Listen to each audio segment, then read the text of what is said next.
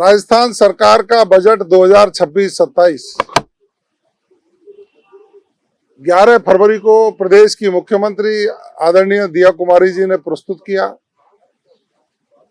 Budget पर बहस हुई और कल यानी 17 को फिर पूरक बजट जब पेश किया तो मैं समझ सकता हूं कि इस बजट में राजस्थान के कल्याण और सर्वांगीण विकास के जो प्रावधान किए गए हैं, हमारे युवा साथियों को अच्छी शिक्षा मिले, वो गलत प्रवृत्ति में नहीं पड़े तो नशा मुक्ति केंद्र महाविद्यालयों में खुले, सीएम राइज स्कूल जो आधुनिक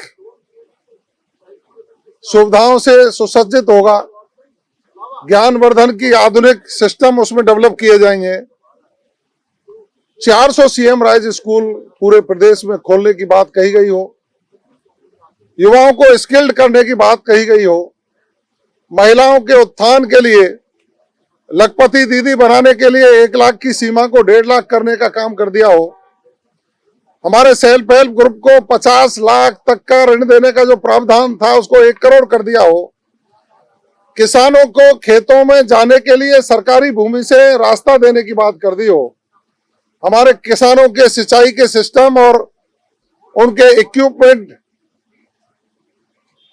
किराए पे वो ले सकें इस तरह की व्यवस्था कर दी हो,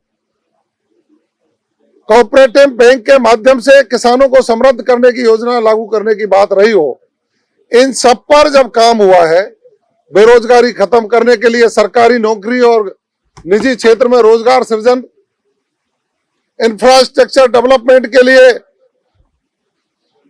इस प्रदेश की रोड कनेक्टिविटी, ट्रैफिक सिस्टम को सुधारने के लिए नई तकनीक के आधार पर इक्विपमेंट का जगह जगह स्थापित करना, कानून व्यवस्था सुदृढ़ हो, नए थाने चौकियां, साइबर क्राइम से निपटने के लिए नई तकनीक को लागू करके पूरे प्रदेश में साइबर माफिया के खिलाफ कार्रवाई करने की योजना बनाई हो, मादक पदार्थों की तस्करी करने वाले लोगों के खिलाफ एंटी नारकोटिक्स टास्क फोर्स गठित करके जगह जगह अधिकारी नियुक्त करने की बात रही हो।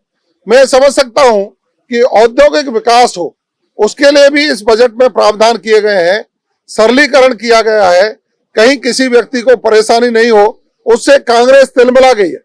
कांग्रेस के नेता ऊल जलूल बयान दे रहे हैं, विदेश में क्या हुआ उसको यहां लागू करने की कोशिश कर रहे हैं। मैं ये कह सकता हूं कि जब जब कांग्रेस के राजकुमार नेता प्रतिपक्ष जो लोकसभा में है, विदेश में जाकर के उन्होंने हमेशा देश के खिलाफ बयान जारी किए हैं, सदन में रह करके भी उन्होंने भारत की जनता के विरुद्ध बयान जारी किए हैं। वो कब से देशभक्त हो गए? हाँ, भारतीय जनता पार्टी की सरकार और देश के प्रधानमंत्री माननीय नरेंद्र मोदी जी के नेतृत्व में लोकसभा में भी जो बजट पेश किया गया उसको भारत के सर्वांगीण विकास के लिए 2047 में भारत विकसित देशों की श्रेणी में आए, उसकी प्रस्तावना और उसकी मूल आधार इस बजटीय प्रावधानों से शुरू कर दिया गया है। राजस्थान में भी प्रदेश के मुख्यमंत्री जी के नेतृत्व में किसानों के लिए सिंचाई के लिए पानी, आमजन के लिए पीने के लिए पानी, उत्तम बीज और खाद की व्यवस्था करने का काम और प्रधानमंत्री किसान सम्मान निधि में जो 6,000 रुपए मिलते हैं उनको इन 5 वर्षों में 12,000 करने का जो संकल्प 9,000 हमने कर दिए, उन सबका इन पर कोई जवाब नहीं बन रहा है। इन पर जब जवाब नहीं बन रहा है तो ये बिना आधार की बात करके राजस्थान की जनता को गुमराह करना चाहते हैं। राजस्थान की जनता सब समझ चुकी है, कांग्रेस का चेहरा बेनकाब हो गया है, सदन में जनता के हित की बात उठाते नहीं है, सदन की कार्रवाई को बाधित करने का काम करते हैं। और दूसरी ओर प्रदेश के मुख्यमंत्री जी के नेतृत्व में, आदरणीय भजनलाल शर्मा जी के नेतृत्व में राजस्थान की सरकार राजस्थान के सर्वांगीण विकास के लिए संकल्पित होकर बजटीय प्रावधान करके विकास की गति को तेज करने का काम कर रही है। आप लोग गौमाता की हमदर्द होने का दावा करते हैं, कल सदन में आप लोग ही गिर गए जो है वो। देखिए, हम दावा ही नहीं करते, हम गौ माता के सच्चे भक्त हैं।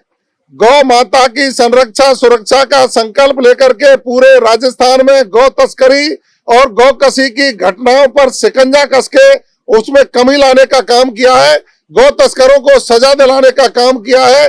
जो भी चीज कोई संज्ञान में आती है उसका तुरंत पुलिस को निर्देश देकर के कार्रवाई करने की बात की जाती है। सदन के अंदर फिजूल की बातों पर दोनों पक्ष भिड़े, जब कार्रवाई स्थगित हो गई थी, उस बीच में वो दूसरे सदन के नेता से बात करने जा रहे थे, उस बात पर के लेकर के उनकी तलखी बढ़ी है। निश्चित रूप से अध्यक्ष जी ने उस पर व्यवस्था दी है। धन्यवाद। लेकिन आपके विधायक खुद ही कह रहे हैं कि गौ माता को राज्य माता का दर्जा दिया जाए और सरकार कुछ कह नहीं पाई। देखिए, विभिन्न सामाजिक संगठन विभिन्न मंचों से अपनी बात को कहने का हमेशा प्रयास करते हैं। राजस्थान की सरकार ने, प्रदेश के मुख्यमंत्री जी ने हमारी गौशालाओं के लिए अनुदान की बढ़ोतरी करने का काम किया है। हमारी गायों के नए तरीके से बैज लगे, उसकी व्यवस्था हमने की है। गौशालाओं में चिकित्सकीय व्यवस्था सुदृढ़ हो, इसकी व्यवस्था माननीय मुख्यमंत्री जी के नेतृत्व में की है। ये पहली बार हुआ जब एक बार में ही 10 रुपए से ज्यादा अनुदान प्रति गौवंश बढ़ाने का काम हमने किया है।